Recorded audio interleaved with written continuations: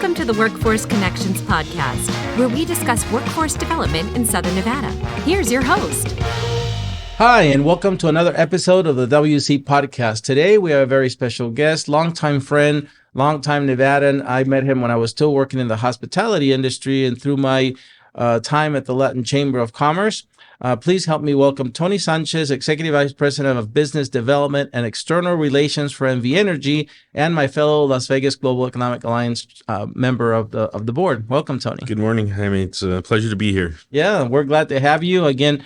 This podcast was started first because the board members of our organization wanted to get to know each other a little better. So we have a highlight on them. But I don't think there's a lot of people here in town that don't know you. Whenever I meet somebody, they know Tony Sanchez. Well, that could be a good thing or a bad thing. But I also got to point out I'm not the UNLV football coach. That's true. Where is he now? I don't. He's head coach at New Mexico State. Wow. Yeah. So, hoping he has great success over there. And you enjoyed him in his days at Bishop Gorman too, right? Yeah, I had my one of my sons, my oldest, played 1 year for him, but he had built quite a legacy here in Nevada, and New Mexico is getting to benefit from that. So we miss him at the Latin Chamber events, but he's doing very well. Very good. Well, Tony, let's get started. Again, for those viewers or listeners who might not know a lot about you, maybe know your name, where you work, tell us where you were born, where you grew up, went to school, maybe even college. Take us to your first job after college. Sure. I like to tell the story. Most of my life has revolved around Sahara Avenue here in Las Vegas. I was born at the Women's Hospital at Sahara and Eastern, which is now a used car lot, which some would say probably is very apropos considering what I do for a living. And I went to high school just about a quarter mile from there at Valley High School. Wow. I graduated actually this year, 40 years ago. Have our 40th high school reunion coming up next month. And so that was at Valley, which is right off of Sahara. Fast forward, many years later, and I work on West Sahara. So it seems like, my career has focused on that part of town. But proud product of the Clark County School District, at one point or another, when you're born and raised, and in this community, as long as I've been, you've probably lived every corner of the valley, including Henderson. But I grew up predominantly in East Las Vegas at elementary school, and went on to middle school and then high school, and then went from there, went to UNLV and graduated back in the day with a degree in political science. I was very active, back in those days, to go to school, you had to work 3 different jobs. And, so I would work at UPS in the mornings, loading package trucks over there off of Martin Luther King, the UPS facilities over there from about 2 to 8 in the morning, and then go off to school. And then in the afternoons, I'd deliver appliances for a local appliance store, and then various odd jobs. But, that's what you did. To get through school, and enjoyed it immensely. After graduating, I had a political science degree, as I indicated, and we didn't have a law school back in those days, and I knew I wanted to be a lawyer. I knew I wanted the law degree. It was good general education, and it would prepare me for just about anything, and I was very, very interested in politics as well at the time, and had been very active. But we didn't have a law school back in those days at UNLV like we do today, and so ended up getting a great education at Arizona State's law school. And so went there and graduated 3 years later, and after a judicial clerkship, one that I actually, a fellow law clerk who taught me how to be a law clerk at the time, it was a young woman by the name of Catherine Cortez. I was clerking for a judge in the next department over. Wow. That's when I first got to know now our senior United States Senator. Yeah. And so that was several decades ago. But we were just with her last week. Yeah, it was awesome to get to hear her speak, and her agenda, and just the success, and just the terrific committees she's on that are benefiting all of Nevada right now. So we're very, very fortunate to have her. After law school, clerked, as I indicated, for a judge, and then had the political bug, and moved to Washington, D.C., where I was legislative counsel for Senator Richard Bryan. And so I did that for about close to 4 years, and through his second election. And then in 1995, I realized I probably needed to practice law. And so I accepted a position with the State Public Utility Commission as one of their in-house assistant general counsel. So spent a lot of time up in Carson City and at their offices in Las Vegas. Did that for a few years, really diving into utility regulation, not knowing that it would benefit me years later, being on the other side working at a utility. So. Not the fancy office on 215 before that time, right? Yeah, but when I worked for them, it was they were at East Flamingo. Yeah, they moved around over the years, and so after working at the PUC for several years, ironically, Catherine Cortez was chief of staff to the then Governor Bob Miller, and offered me a job as counsel working for the governor. For his last couple of years in office. And so had a real, it was old home week for me, having worked in politics, and had a lot of respect for Governor, and still do, for Governor Miller, who's the longest serving governor in Nevada history, and got to work on a number of different issues, much like I did on Capitol Hill. I worked on a lot of public lands, a lot of issues directly impacting Nevada, but energy being a predominant one. I like to joke that I wrote many anti-Yucca Mountain speeches, because the Senator Bryan, and as well as Senator Reed at the time, the whole delegation, and even to this day, were unified in their opposition to using Yucca Mountain as a high-level waste repository. Yeah.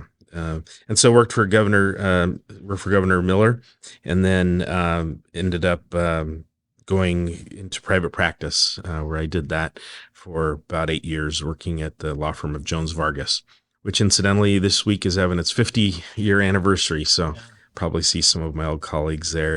And I had a practice that was in administrative law in nature, lobbied at the legislature, and had quite a energy, represented several energy companies, including then Nevada Power, which then offered me an in-house job later in 2007, and I've been at NV Energy ever since. Wow, quite a journey.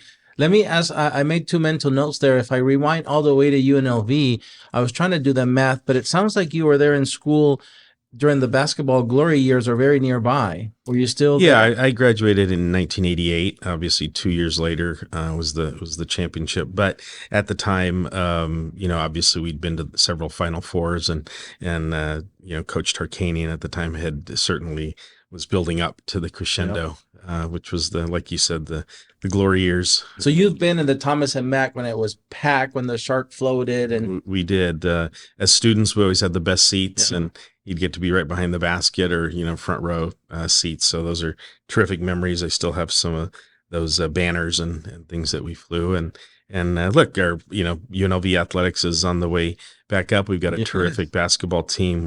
Our football team's 3-0. Just exciting times. Yeah, ranked for the first time in the history. So it's really terrific seeing UNLV just really take its place, up there with some of the best colleges, both academically as well as athletics. And I'm proud to be the chairman of the UNLV Foundation today.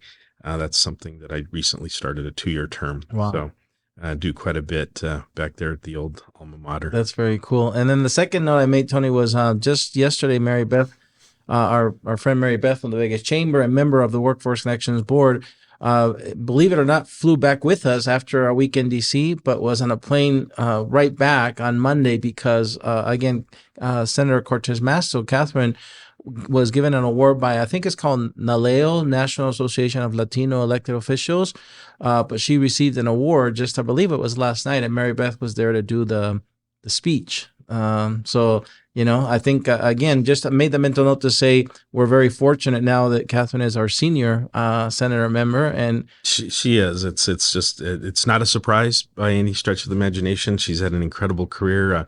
Had 2 terms as our state attorney general. She was a former prosecutor in Washington, D.C. She was assistant county manager.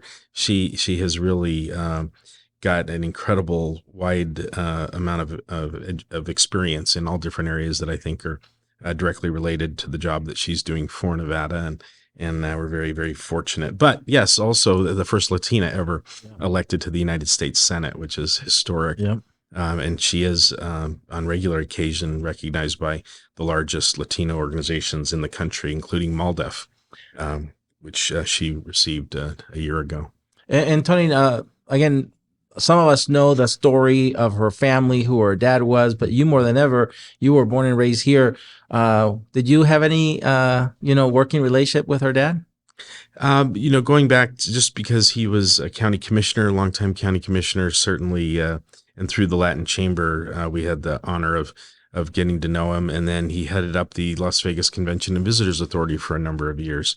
One of which I was one of my clients, and I represented them at the legislature prior to joining NV Energy. But yeah, real trailblazer, just an incredible story. Small businessman, had I can remember his window business that he had, in just parts of the town, and just to see where the city has come, and how early, a Latino elected trailblazer that he was. And we've had others. We had John Mendoza was elected district attorney in 1960. Wow. We haven't had a Hispanic elected district attorney since. But he was quite a trailblazer. And so I had the opportunity, I had a front row seat to work with all of them, including Judge Mendoza, who is a longtime mentor of mine. And those are the folks that I looked up to, the reasons, to go to law school and pursue the career that I did. So we're very fortunate. And hearing your journey, Tony, it sounds like, and you said it, every stop helped you. Serving a governor helped you. Practicing law helped you. Working for the PUC helped you get to where you are now. How many years at NV Energy? I've been there now in-house 17 years. Wow. So it feels like a long time, I'm sure. Yeah, and when you put it that way, that it helped me, it wasn't like I had a grand plan. I mean, I don't know if anybody can say this is what I'm going to do, and then you do that for the rest of your life. It's they're just opportunities that are presented to you. When young kids or interns or students, or my 4 kids, my wife Elaine and I have 4 terrific children, 2 of which are out of college already, and then our 2 young daughters are in high school today. And you ask them, what do you want to do with your life? And they're, well, I don't know. Do I have to decide now? And it's like, no, you don't. And you see where life takes you, but get a good foundation of education. And that's what I had. And that's what the Clark County School District did for me. That's what UNLV did for me. And the various types of experience that I had at the same time. But, that also goes to, what is the changing demographics of a community, and what are the needs of those communities? Is it more college graduates? Is it vocational education? I mean, that's really what Workforce Connections is all about, right? Trying to figure out, what a community needs and filling those needs. So it's very, it's terrific what you and your colleagues have been able to do with Workforce Connections, and take advantage of the opportunities presented through federal funding grants, state funding grants, private, industry grants, those types of things. And, you've got a lot of work ahead of you, but just amazing what you've been able to accomplish. Yeah, and NV Energy is one of the employers that we worked with, as you know, with your team, to create labor market information, if you will, but not in a grown-up way, in a K-5 language. So we can go to elementary schools and kind of, again, expose them to careers and energy. And this was done, again, thanks. We worked with your team from NV Energy on producing these. So thanks for being a good partner. Yeah, I mean, NV Energy is, it's not, obviously it's a private company. We're owned by the Berkshire Hathaway Energy. We're a subsidiary of them. But at the same time, we play a larger role throughout the communities. We supply close to 90% of the energy throughout the state, and with that comes an obligation to serve anybody that needs that energy. We have natural gas up in Reno that we also serve, but at the same time, we're we give back to the community. Our employees give upwards of 35,000 hours a year to causes throughout the state that interest them, and those are in towns, whether it's Elko or all over the state, Yerington to Reno to Sparks, Las Vegas, Henderson. But at the same time, we're also, we provide a very critical, emergency management function as well during catastrophes, during weather, catastrophic weather events, and keeping the lights on and keeping the gas on in the Reno area can mean life or death situations to our customers, and that's something that we take very seriously. But at the same time, we have to explain and educate to our customers and to all Nevadans what we do. And so the outreach that we do with you you can never start your customer base too early in terms of the role that you play. And so that we're very proud to do that. And at the same time, teach safety measures. Don't go near a downed power line, for example, or what can happen. So we spend quite a bit of time, but our employees have a passion for it. And we like to say it in V Energy, it's not a job, it's a career. And you can start in the customer service, as a customer service agent and work your way up. You can become a lineman, you can become a vice president, you can become CEO. And we have numerous examples of building up our team from within. So it's all part of the same, and having partners like Workforce Connections and letting you and your colleagues know exactly where our workforce is headed and the areas for growth and what we need in the future. And that's what you do a terrific job of anticipating what those needs are and getting ahead of the curve so we're prepared when those industries come. Well, we appreciate working with your team, Tony, over the years and look forward to continuing to do that as we evolve. And we're going to talk a little bit today about the evolution of our town through economic development and how MV Energy has a role in that. But before that, I wanted to, again, we mentioned earlier that we were in D.C. with, along with our peers, board members from the LVGEA and the Vegas Chamber. And we've had, some great memories there from the successful advocacy for I-11 and, land release from BLM and all this stuff, but also great memories at Shelley's and other places in DC. What do you enjoy most about your role as a board member at LVGEA besides maybe the DC fly-in? At the Las Vegas Global Economic Alliance, that's the economic development arm of Southern Nevada. That's the group that's tasked with, anticipating what the demands are going to be going into the future and how can we compete with, the Phoenixes, the other hubs in the Southwest, the Salt Lake Cities, Denver, California, for example. There's always been a demand to move to Southern Nevada, and that's something that we're really seeing, on steroids right now. But at the same time, what can we do to, further our business community and strengthen our education system? And the LVGEA is ahead of the curve on those topics. I mean, they get involved in everything from education reform to, bolstering education, to bolstering, identifying what are the hot areas right now. It happens to be medical tourism and healthcare infrastructure, and that's something that the LVGEA is focused on. And they really stay ahead of the curve, because they hear directly from these companies and businesses that either want to expand here or relocate here from another location. And so going to Washington, D.C., getting to network with all the public policymakers, the elected officials, but they're, as importantly, as a former staffer, staffs are very, very important, to the process. And those are subject matter experts that aren't always out here in Las Vegas, for example, because they have full-time jobs, working for their respective member there in Washington, D.C. So it's a great opportunity to hear the hottest topics, not just exactly what's going on in Nevada maybe, but what's happening in Washington, D.C. And I think that's what the benefit of the fly-in that the Vegas Chamber and LVGEA do. It's getting all the right people in the room and engaging in that discourse and identifying what are the challenges and what are the opportunities and what are we doing great and what do we need help with. And it's a one-stop shop back there. Yeah, that's right. And so, Tony, and if we dive down to the economic development process and how, Tina and her team are the first ones to talk, again, like you said, to companies who are either trying to expand here or relocate here, Tell our audience a little bit about the role, because MV Energy is at the table very quickly when that happens, either because that user is going to need you. That's right. Yeah, tell us about the role of MV Energy. We're an unusual company in that we have an economic development team, and their job is to work with companies as they come and have questions. Not a lot of private corporations, have a department and that's exactly what they do.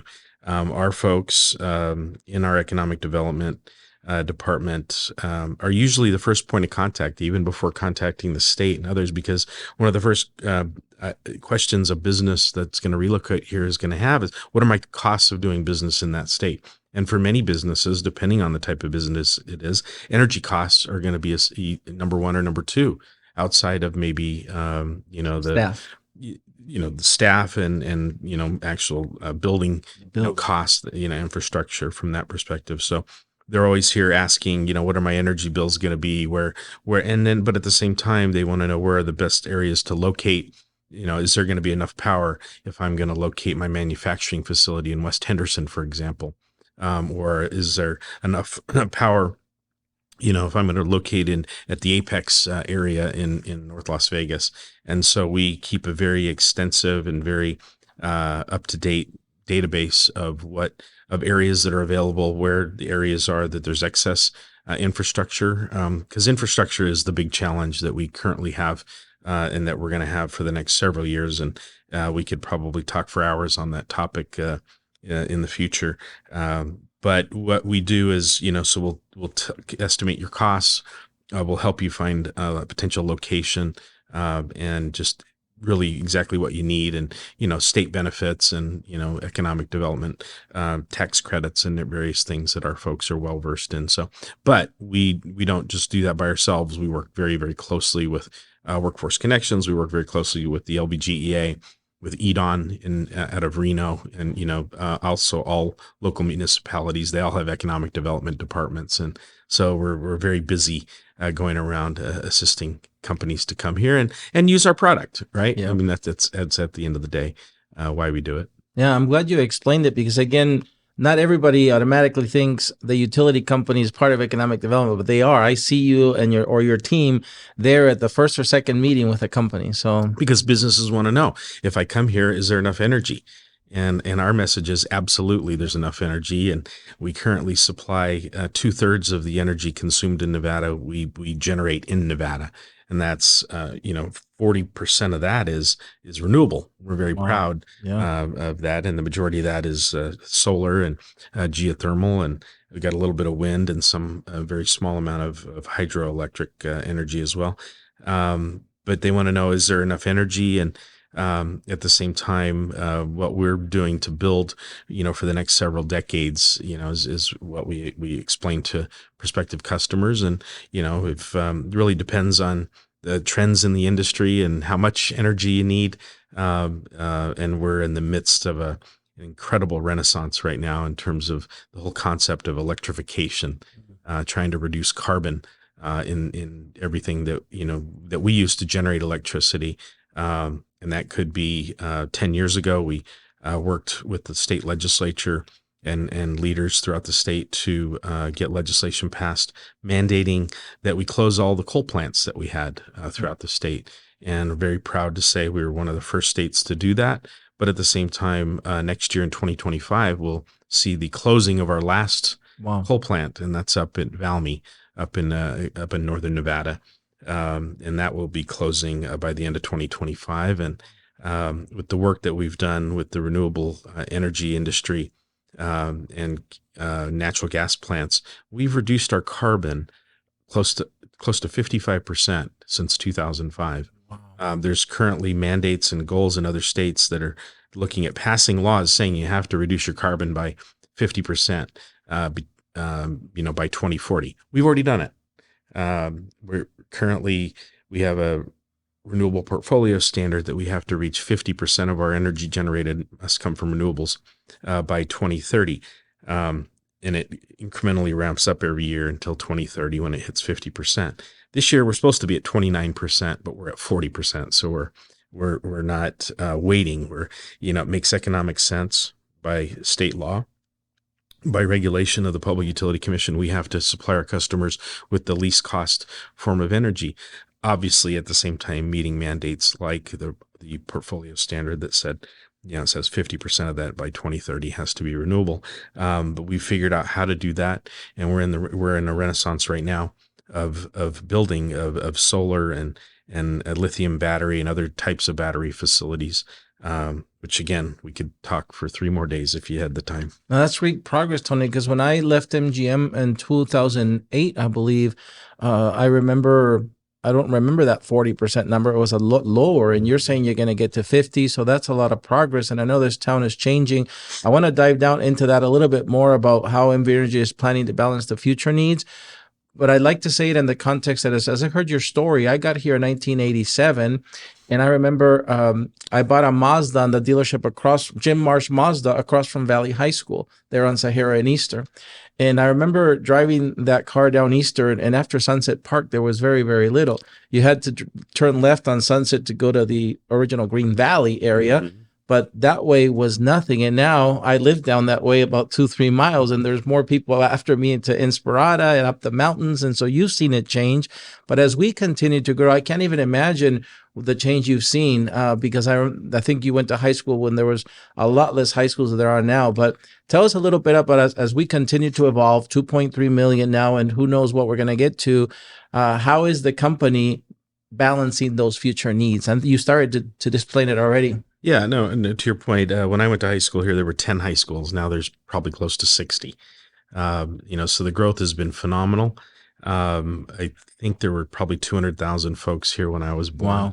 Wow. In Southern Nevada. And like you said, we have close to 2.5 million, and with no end in sight, obviously constrained by the amount of land that we have to develop and water situation, which we have been ahead of the curve in terms of water conservation and what our public policymakers do with the limited resources that we have. But when I was growing up here, my mom would take my brother and I out to Tule Springs, and she would have to put extra water in the car in case the car broke down, right? Because it was such a far drive out there. And now we've got housing developments on the road to Mount Charleston now. Who would have ever guessed they would go that, with Sky Harbor and how on that extreme part of the valley. So the growth has been phenomenal. But what we're really seeing today, and this is all over the state, and that is proliferation, as I mentioned earlier, the electrification of different things. Power plants used to be the largest emitter of carbon in the state, and that's no longer the case because of what we've been doing since 2005. Today, the largest emitter of carbon is tailpipes in vehicles. And so as we move forward with electric vehicles and the electrification of the automobile industry, that's going to be a fascinating concept that all local governments and companies like MGM, your former employer, and Caesar's Palace, I mean, they're very ahead of the curve in terms of putting in charging equipment. But at the same time, what we're really seeing today is this whole concept of artificial intelligence, right? And the proliferation of data centers. We have very large data centers already here, but throughout the state, there isn't a major Fortune 5 or Fortune 10 company that has a need for data centers that's not here looking at locations, and for a number of different reasons. Both the population is expanding, but we have available land. There's a lot of land in Nevada. Much, obviously, 85% of it is controlled by the federal government, but there's opportunities to lease that land, which is what we do large scale solar development on, for example. But these data centers, both north and south, are really a game changer for us. It's something that we've never seen. And it's the case all over the country. Every state is going through the same thing. And they're large consumers. They're incredibly large consumers. And I saw a statistic the other day that was really stunning to me. I didn't realize what a game changer artificial intelligence was going to be. And it said to do a regular Google search on your computer, takes a small amount of energy, but to do a artificial intelligence, type of Google search that we're starting to see now in your Apple phones and with Chat GBT, the different forms of AI, it takes 10 times the amount of electricity to do that search, utilizing artificial intelligence in that capacity. That's exciting and it's daunting at the same time, right? So when you have companies coming in saying, hey, we need these large data centers, and we're talking the biggest companies in the world, we're talking all the ones that are in Silicon Valley, them all, Google, Facebook, all of them. They're all here looking, or already here, including Apple and others that have facilities throughout the state. But to give you an idea of the demand that we're starting to see, Nevada became a state in 1864. From 1864 till 2024, our peak load on the hottest day in, say, late August, statewide is a little shy of 9,000 megawatts. We have requests right now for 15,000 megawatts of electricity for new power, right? And that's, so it took, 165, whatever the math is, how long we've been a state, to build up the system for 9,000. And yet, there's a demand for 15,000 more. That's very daunting, right? But that type of infrastructure takes some time to put in. We're not going to get all 15,000 megawatts. That's companies, looking here, looking other places. The state of Virginia, for example, is a very large data center type of state. But at the same time, we have public policy folks saying, hey, do we want all those? Is that the type of industry that we want? Data centers, a lot of construction jobs there. They get state rebates and tax credits.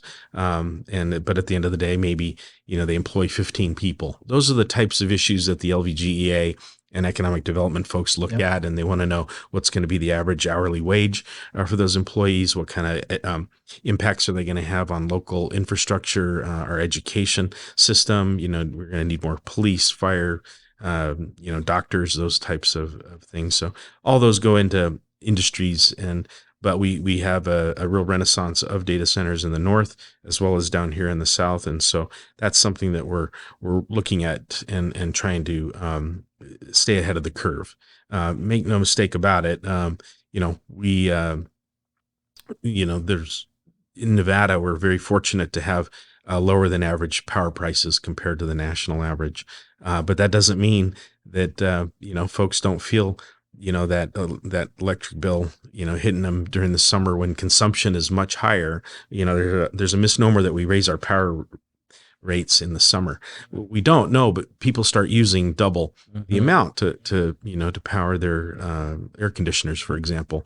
But we are very cognizant, of the impact, and having air conditioning can be a life and death, situation for everybody. And so we endeavor to keep our rates as low as possible. And part of that is when all these data centers and they want us to build all this equipment, which is not cheap, growth has to pay for growth. They have to pay for their own growth in Nevada. It's not going to be done on the backs of other customers, for example. And so that's very important. So those are the types of issues that we're working through, but everybody wants, they want the data centers, they want the extra, manufacturing and associated, they all want it tomorrow, and they all want it green. They all want it renewable. Yeah. And so those are the challenges that we have. Those are terrific opportunities at the same time. Today's quite a time to be in the energy world. Yeah, no, that's great. That was going to be my next question, to talk about challenges and opportunities, but I think you've already started to lay them out. We are not going to stop growing. So there are some opportunities there for economic development and more prosperity, more economic mobility for folks. But you just described the challenges. We are short on water, land, all these things. But here we go. Again, if we go back to the picture of 1987, I remember my son was born in 1992 at that women's hospital right there from that corner. You go down Sahara a little more. On the right-hand side, it was that hospital, as you said, now the car dealership. But today, my son is 32 now. And again, this town has changed so much. So who knows what's in store for us. But I'm glad to have partnerships like this, that we're going to make it regardless. We're going to succeed. So thanks to MV Energy. Another thing I think I'd like to mention is in my job at MGM, Tony, one of the things I learned was not only are we fortunate as Nevadas to have some of the lower prices, but we also have a high level of reliability in our system here. MV Energy does a great job at that. No, that's thank you for mentioning that, Jaime. We are in the top 10% in the country in terms of reliability. We hear from a lot of folks that will move here from Florida and other places who are used to extended and numerous outages, and obviously that's something that we are really, really focused on. But we are also benefiting because of the growth that we've had in the past, let's say, 40 years. So it's a relatively new system. You could be in Philadelphia and you could have electric infrastructure in your house that's 110 years old. We don't have that here. And as we expand and build more and more infrastructure underground, as we, which is a large endeavor that we're doing throughout the state, both in, the Lake Tahoe areas and as well as Mount Charleston and other places because of the risk of wildfires that we're seeing in the Pacific Northwest and California, which have been devastating, have unfortunately led to the deaths of literally hundreds of people. That's something that, knock on wood, we're very obviously very cognizant of in Nevada, but we're doing a lot of work to try to reinforce that infrastructure as we deal with the growth, hardening our equipment and making sure our transmission lines aren't sparking or, converting our wood poles to metal and to deal with what's in, can't be denied. And that is the climate is changing. People might have a debate or what's causing that. It's people. We can all probably agree on people, but we have an obligation to try to provide that, our service with as little impact to the environment as possible. But at the same time, we have to keep up with growth. But we're going to, as you indicate, there's 2.3 million folks here. It's still a small town, right? You still have, with 2.3 million people, you still need to know all 30 of the movers and shakers, of which you're one, with out in the community as much as you are. But that makes it easier to deal with some of the challenges that we see. And, climate is one of those. And, the big topic in Washington, D.C. right now is all these federal land bills that the members of the delegation have. There's one impacting on what kind of growth we'll have in Southern Nevada, because when 85% of your state is owned by the federal government, you kind of get landlocked at some point. And some people might like that because if you continue to grow, where are you going to get the water? We're not going to get a larger allocation from the Colorado River because it's not always there. But with the energy conservation breakthroughs and leadership, of the Southern Nevada Water Authority, the Las Vegas Valley Water District, and the folks that run those organizations, we're ahead of the curve. We conserve a lot more water than Arizona and California do. We're growing and planting the right crops, in our agriculture areas, especially compared to our neighbors. But the land bills that the federal delegation are looking at, it's a combination of, future land for home development, for apartment development, multifamily as well as single family dwellings. But at the same time, protecting those areas of the state that are just incredibly beautiful, whether it be Red Rock or Mount Charleston in the past, or Lake Tahoe areas. There's large swaths of areas of Nevada that need that protection, for future generations to Tule Springs, benefit. we used to go. Yeah, absolutely, Tule Springs. And so those are the big, hot legislative vehicles right now. Congressman Amodei has one impacting Northern Nevada. Senator Cortez Masto has the big Southern Nevada bill that's being pushed. And so how do you balance growth but protection and also keeping in mind resources that are needed? Bottom line is we do need more land for family dwelling, single family, multifamily, because our housing prices are so high. Yeah. And that's a nature of, the constricted market, for example. But where are we going to get the additional water? Where are we going to get the additional power? Are we going to get the additional green power? We have to build green power facilities, these large solar fields, on a site of land that's a minimum of 1,000 acres. Well, because we have to build in the larger we build, the more cost conscious it's going to be, as opposed, with rooftop solar, for example, which is very, very expensive compared, to a 500 megawatt facility out in the desert. And we obviously have to abide by protections for the desert tortoise and sage grouse and various types of flora and fauna that we have around the state. But all those land use issues are what our community is going to be dealing with, for the next several decades. Yeah. And Tony, I do love that feeling that you described, that here, even though we've grown so much, sometimes it does feel when we get in a room that we're still a small community. You know who you need to know, or somebody you know knows the person you need to know. I love that about our town. But enough about work. We want to talk a little personal stuff. Are you ready? Okay, sure. One of the things I love seeing just a couple of years ago, for the last 2 years, I think, has been, I don't know if he's graduated yet, but I loved it when your son went to the Naval Academy, because when I was a young man, I think you know this, in Peru, I went to the Peruvian Merchant Marine Academy for 4 years. I was a cadet there, graduated as an officer, sailed for 7 years. And I could see in your face and in your wife's face and in his siblings, the photos when after his first 3 months in his white uniform, his first time he left. I just watched you over Facebook and relived a little bit about that. So tell us about what you and your family, what do you enjoy doing when you're not working, volunteering on boards? What you and your family love? Probably a lot of travel and both throughout Nevada, as well as the world to the extent. But yeah, my wife Elaine are very fortunate with our 4 kids, and our oldest of which, Antonio, graduated the Naval Academy, as indicated, a year ago, and wow, he's now a second lieutenant. He went from the Naval Academy into the Marine Corps. Wow. Either go straight to Navy or Marine Corps, and so he'll be down in Florida for the next couple of months before he ends up in the San Diego area in the Marine Corps, and very proud of him. He has a nuclear engineering degree, so he's going to continue in energy, and there is a renaissance of nuclear energy around the country. Not Nevada. We're a little sensitive to that, with Yucca Mountain and everything that we have.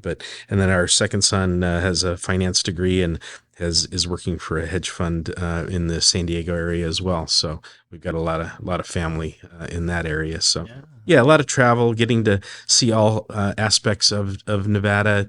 Unfortunately, the great majority of folks in Las Vegas that may have moved here in the last 10 years, they think Las Vegas is all of Nevada. You really do need to get out and travel and go see Ely and get up to Elko and Reno, Lake Tahoe, just so many beautiful areas. We have a national park here that most folks don't know, Great Basin National Park outside of Ely. National parks are very few around the country, and we have one, and it's one of the least visited in the country. And so we try to, get the word out, and there's just some real beautiful aspects to Nevada that folks need to get out there and see. I love Valley of Fire. Yeah, Valley of Fire, Death Valley, and it's probably the hottest place in the world the last couple of summers. But there's just so much. Our family is very big on giving back to the communities. Which was one of the attractions going to NV Energy at the time. 17 years ago.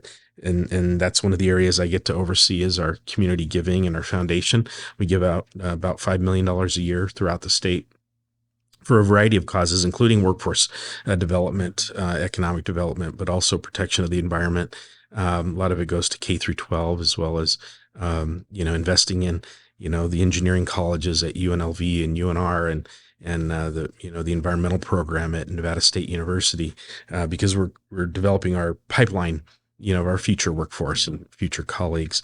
But my kids and Elaine, we all enjoy giving back to the community. So a lot of what we do in our spare time revolves around those types of activities. But we like to travel and do all the things, youth athletics, and we got 2 girls in high school right now, and we'll see what the future brings after they get out. But so you still, I know you enjoy that with your boys too. So you still get to see athletics even now. With you're not done with that. No, right? No, we're still in the middle of high school for our daughters, and that's great. Our family's real active in track and field running over the years, and but all kinds of sports and different types of activities, and you name it, gymnastics. So, kids are a full-time endeavor. Yeah, very good.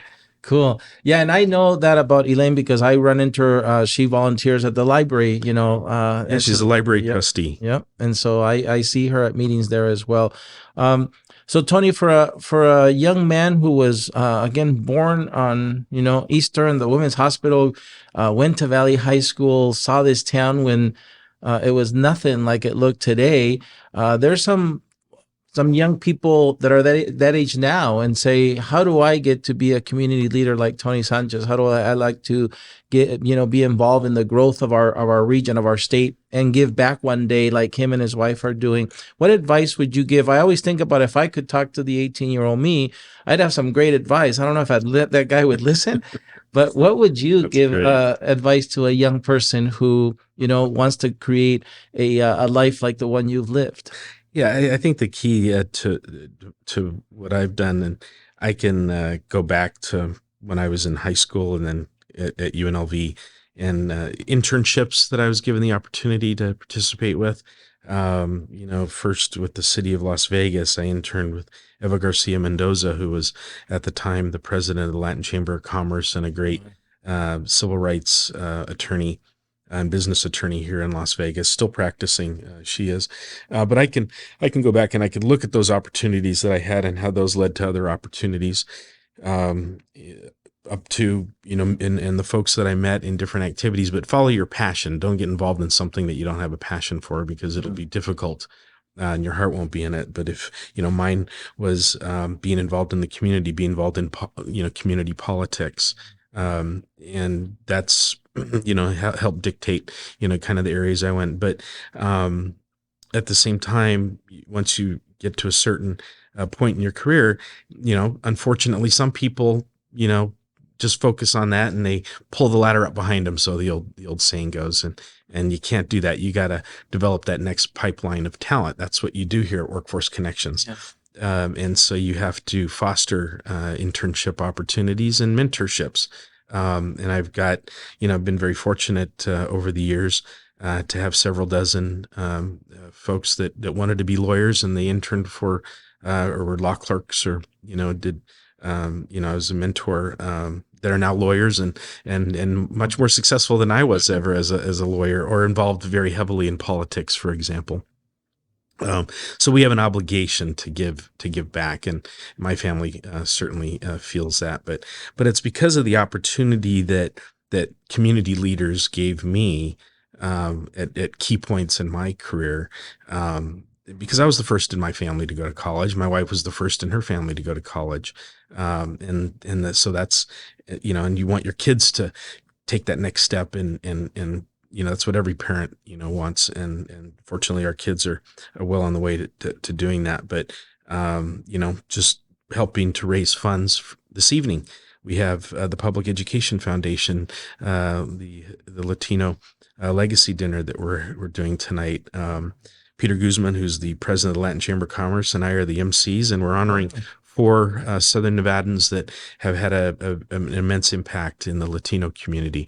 But at the same time, we're going to raise, 6 figures for scholarships for students to go on to not just college, but trade school, whatever they want, whatever their passion is. And so, raising money for those types of opportunities is very important. And there'll be several hundred folks there supporting Latino students for, having access to college and trade schools, vocational education. So that's the obligation I think that you have if you want to be involved in the community. You gotta really it's really about opening doors and building up a system, helping the Clark County School District. Obviously there's challenges there. There's challenges at every school district in the nation. But we're no different.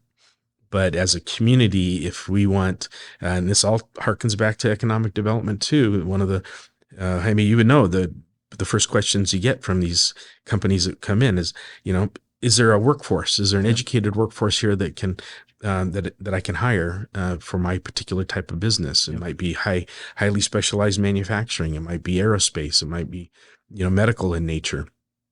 Are there, how is the education system? So we don't want a strong education system just because we want our kids to have a good education. We need it for the health and diversity of our community, and to be able to track those companies and those industries and the type of growth that we do want to have.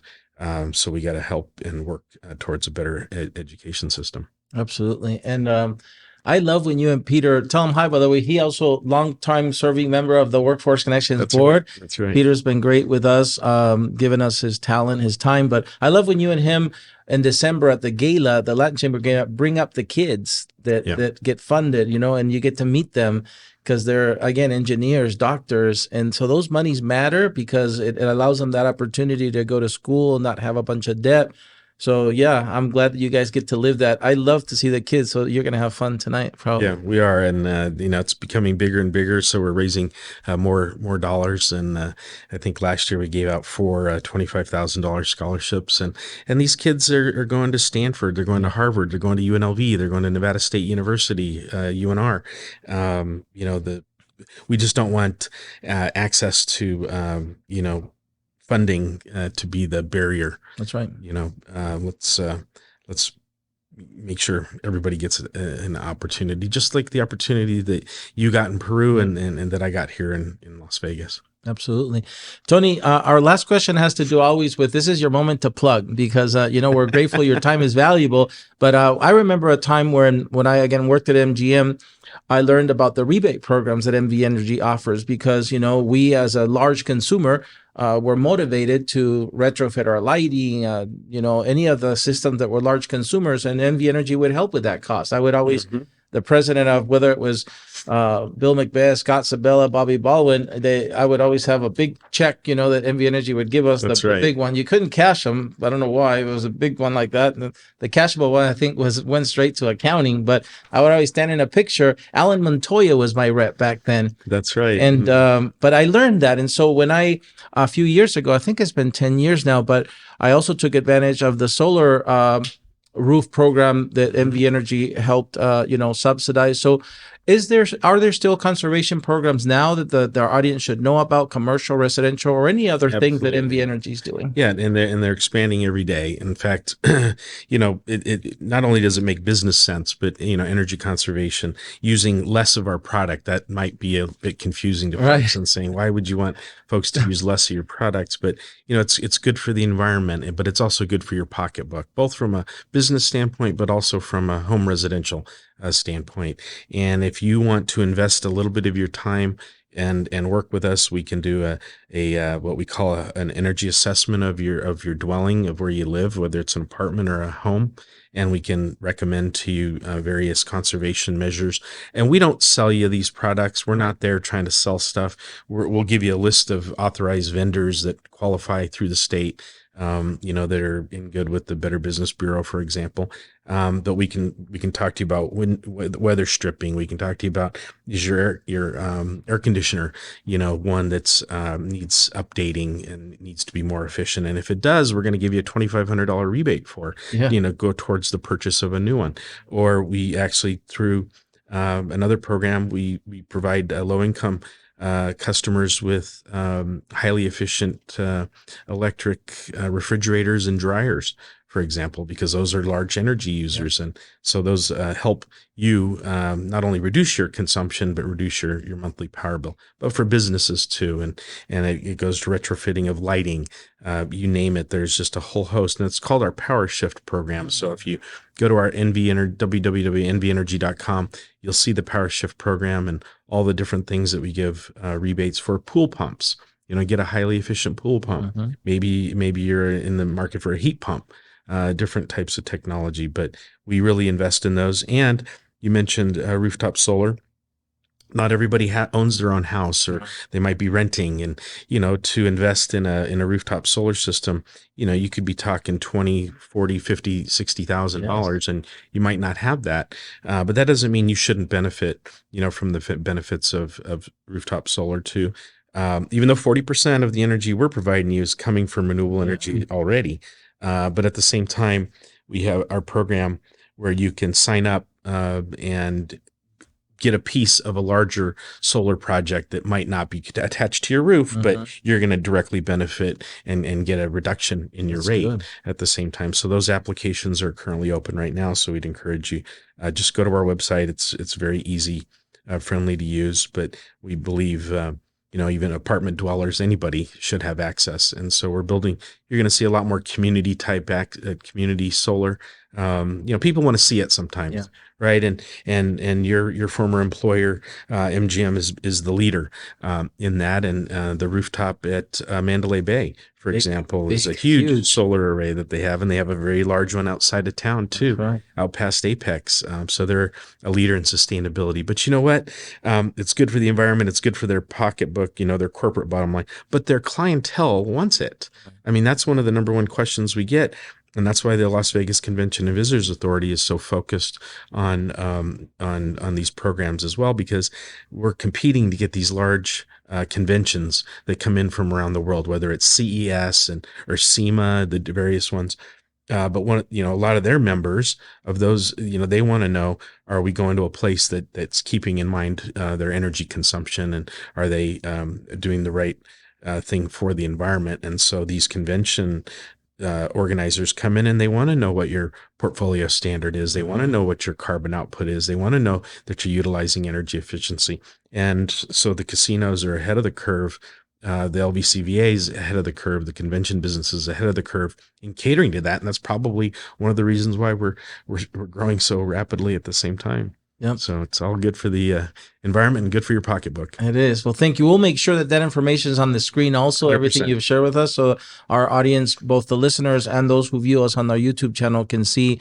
And I would encourage them, because I've cashed the checks. They are very real for both the residential and the commercial program. So Tony, thank you for being here. It's always great to see you. I can't remember the last time I've sat down and spent this time with you, but I've enjoyed it. And so we hope to have you back. Good luck tonight at the gala. I look forward to seeing you in December at the Westgate with Peter and the Latin Breeze Band. They seem to do a great job every year. So we have a lot of fun in our community, and there's just a lot of terrific organizations out there. So whatever you want to get involved in, whether it's the Asian Chamber of Commerce, the Urban Chamber, the Latin Chamber, the Vegas Chamber, you name it. Get involved in your community, and there's plenty to do. So follow your passion. There's plenty of opportunities. Thank you, Tony. A lot of great advice today and information. Appreciate you and all your colleagues. You have a terrific setup here, and congratulations on all the success that you're doing in workforce development. Thank you, Tony.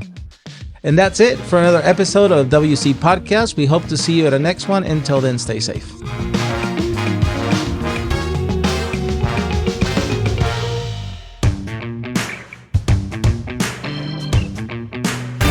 Tony, thank you for staying over to do our bonus section called Against the Wall. Are you ready? I'm ready, Jaime. All right. Fire away. Well, the first category is called Your Favorites. I'm going to give you a category. You're going to give you your favorite one in that category. So let's start with an easy one. What's your favorite food? My favorite food, Mexican food. Your favorite beverage with dinner? My favorite beverage with dinner is water. The favorite car you've ever owned? Volkswagen. Your favorite musical group or artist? That's an easy one. The Beatles. Favorite movie? Favorite movie, Willy Wonka and the Chocolate Factory. Favorite book? My favorite book, Reign of Gold by Victor Villaseñor. Favorite college sports team? Favorite college sports team, UNLV Rebel football team. Favorite professional sports team? Favorite professional sports team, the Las Vegas Raiders. Wow, you made it through the first section, top notch. So the second one's called Tough Choices. We're going to start with one related to your college days. ASU Sun Devils or UNLV Rebels? UNLV Rebels. All right. Vacation or staycation? Vacation. When you go to your vacation, you rather drive there or fly? Drive. Once you get there, hotel or Airbnb? Hotel. When you retire, Tony, one day, will it be out in a ranch or in the city? It'll be in the city. And if you had a day for yourself, would you rather spend it by the ocean or hiking in the mountains? Ocean. If you were a superhero, Tony, some believe you are, would you rather have the ability to fly or breathe underwater? Fly. The ability to speak with animals or speak any foreign language? Speak with any foreign language. All right. Here's a tough one. Actions or words? Actions. Justice or grace?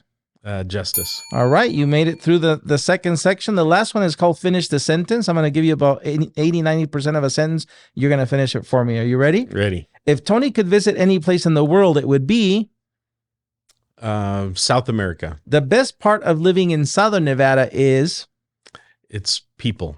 Tony's favorite thing about his job with MV Energy is The company's compassion. if Tony could travel back in time, he would travel to 1964 when the Beatles played at the convention center. wow.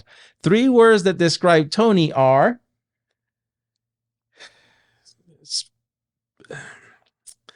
Compassionate, seasoned, and dedicated. I couldn't agree more. Tony, doing the WC podcast here with us today was The highlight of my week. awesome.